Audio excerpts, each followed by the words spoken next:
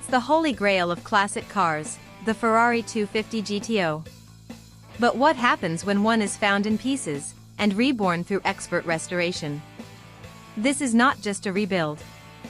It's resurrection.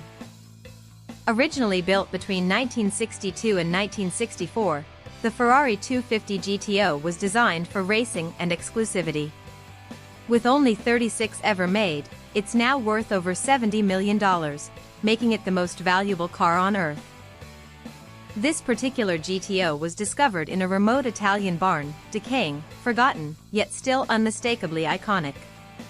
What followed was a painstaking journey to bring it back to life. Restoration experts stripped the car down to its bare chassis. Every nut, every weld, every curve must be returned to factory-perfect specs. The process isn't just mechanical, it's surgical. Restoring the body of a 250 GTO isn't about replacing panels, it's about reshaping hand-beaten aluminum.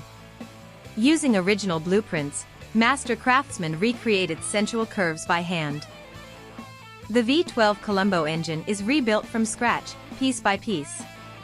With over 300 horsepower in its era, it was a marvel of engineering.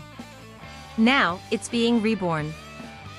Once the mechanics are in place, it's time for the final transformation, the paint.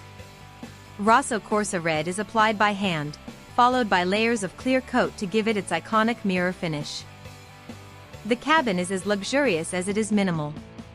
Restorers reupholster the original leather, recondition the instruments, and preserve the patina, giving it that vintage soul. After thousands of hours, the GTO is reborn. And the first test drive? A symphony of mechanical harmony, the V12 roars back to life, shaking the earth beneath it. This isn't just a car, it's history on wheels. Through restoration, the 250 GTO lives again, as beautiful, brutal, and breathtaking as the day it was born.